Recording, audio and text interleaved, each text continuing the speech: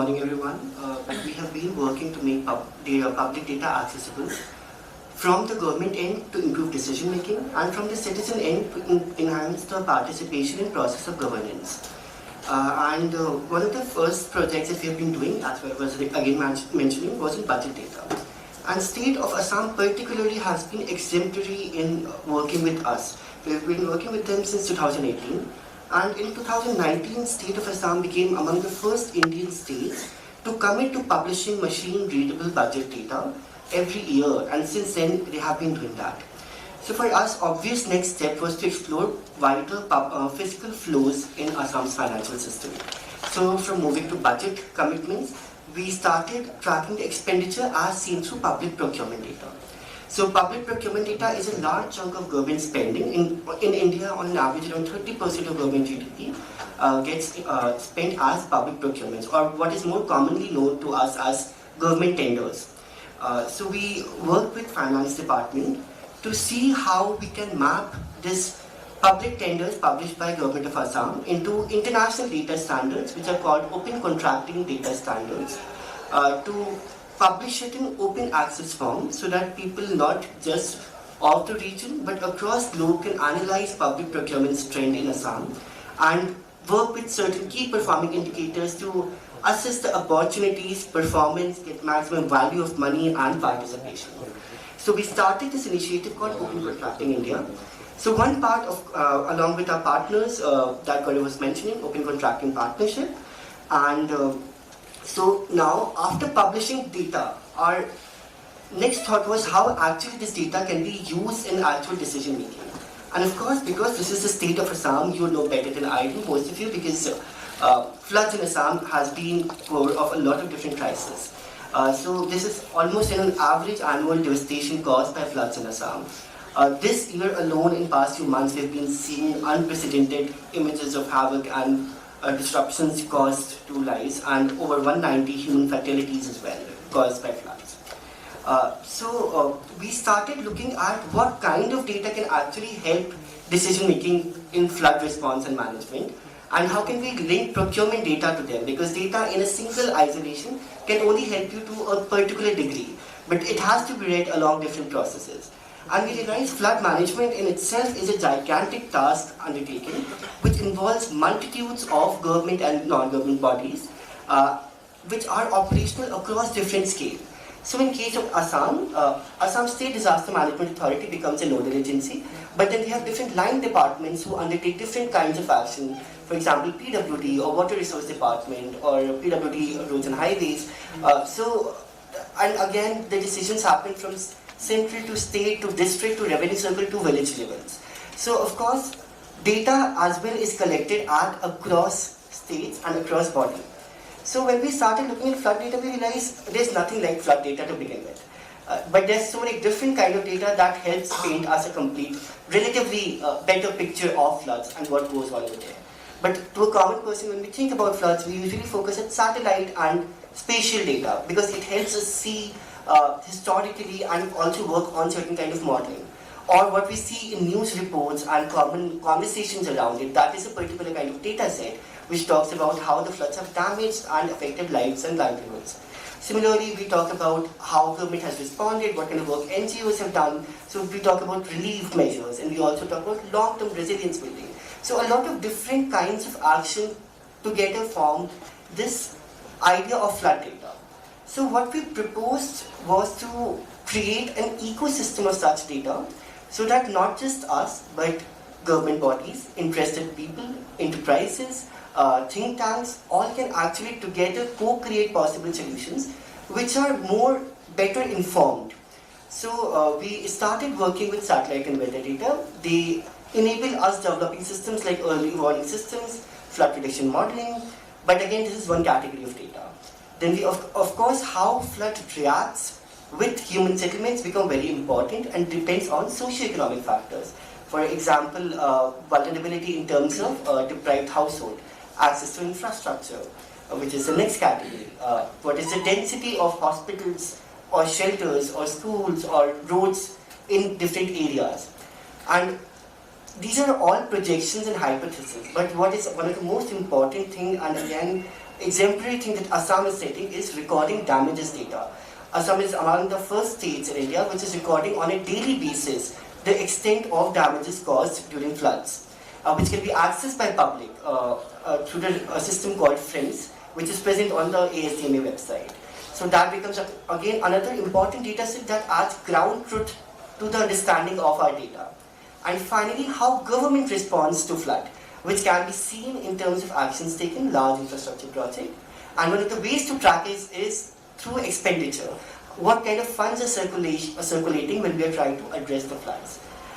So our data ecosystem that we are proposing brings all these different layers together in AI-ready formats, so that more people can update it, analyze the data, and look at the possible solutions. And we are trying to create data pipelines to provide us near real-time data with updated data sets. For example, a lot of data set we have available is decadal in nature, which is quite bad, quite dated. But similarly, there are few data sets which are very high frequency. So it cannot be downloaded one time, but it has to be frequently updated. So these are the data layers, and we just did not want to stop at publishing or creating data ecosystem, but we have found it's always more impactful to also share the imagination of what can be done using these data sets. So we have worked on multiple use cases, and I would request Dr. Gino over here to walk us through some of the possibilities using these data sets.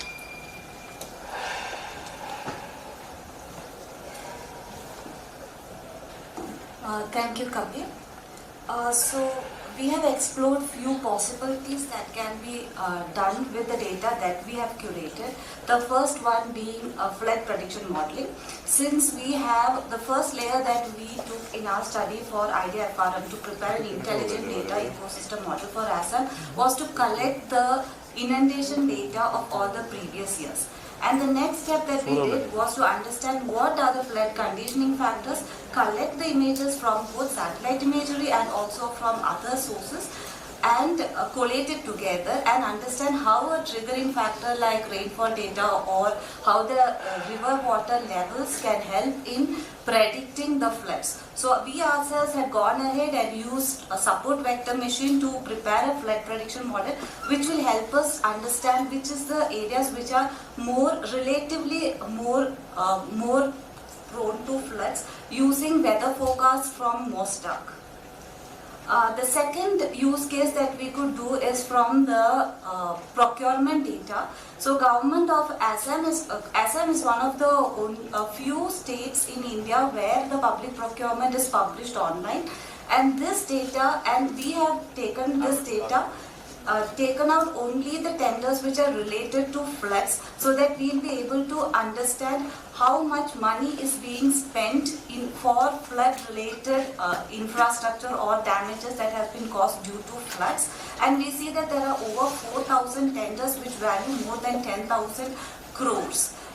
Like in this map, so we have mapped it we have the data ready for all years from 2016 to 2022, and this can be updated on a real-time basis. And we see that in this map we can see that in 2021 large number of flood-related tenders were awarded to Guwahati, Morigaon and Dhimaji. And with this data we have also prepared a flood tenders dashboard which can help different agencies to track, monitor and analyze fiscal responses to flood, and this will help agencies to make data-driven decisions. So another use case that we could do from the flood related data is from the FRIMS, which is the flood reporting information management system, which Assam government publishes on a daily basis from 2021, and the data is available online. This data tells us what are the kind of damages in different categories, from population affected to animals washed away and also infrastructure damages which goes down to revenue circle level. So this is a rich source of data. If we can map it like we have done here, we can understand which are the areas which are more prone to flood damages, which may not always be the areas which are more prone to floods, because damages are also related to the demography and also the infrastructure that is present in the place.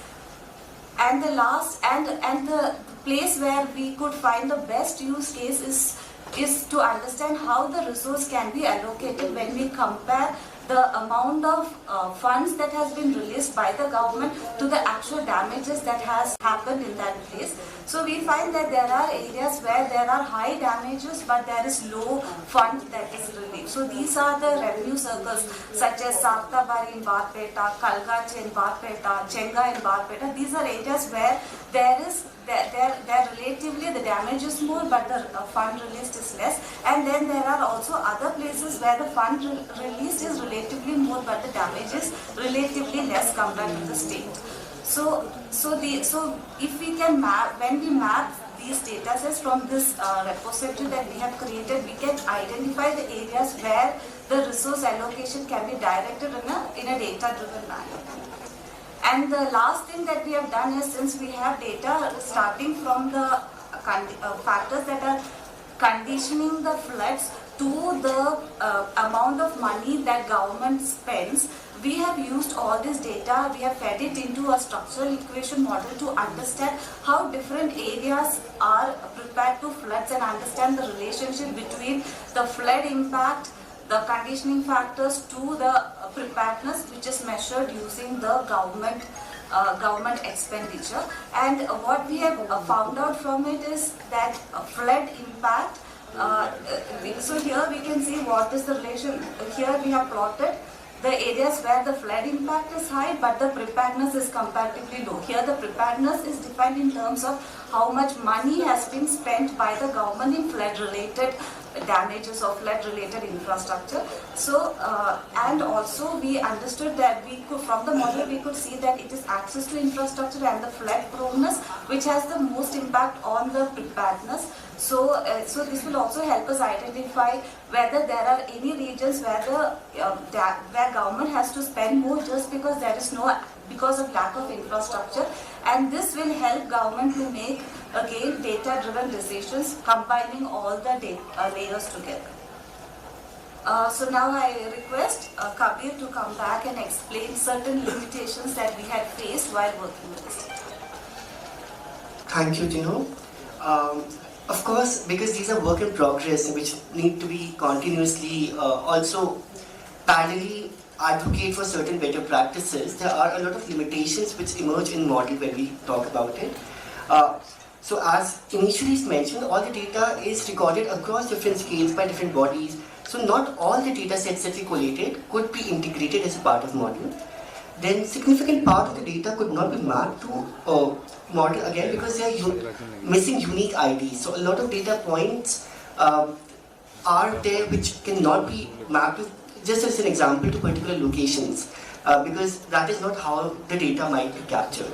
Similarly, lots of data points had to be dropped because, again, lack of a standardized data processes. For our pilot, we were manually able to do a lot of these works.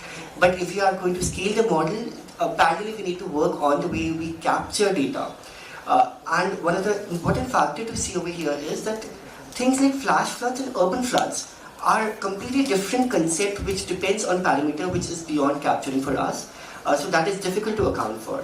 And lastly, what Gino was mentioning at the resource allocation map, there is higher concentration, of course, always in state capital as well as district headquarters. Because that is where the tenders are released for, measures are taken, but then it might later be distributed to regions which need it. So that kind of presents a bit of skewed results as well. But we are still very optimistic and want to move forward to retuning our model based on the feedback that we get, based on the collaborations that can happen among different stakeholders.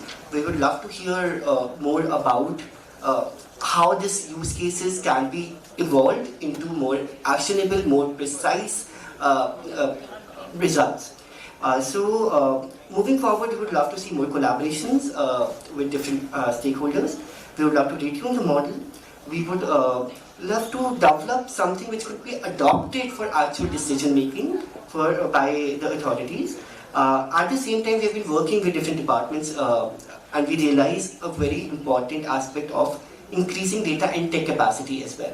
Because whatever happens needs to be sustained at an organizational, institutional levels. So that again requires certain research and development that we would hope to continue the efforts on.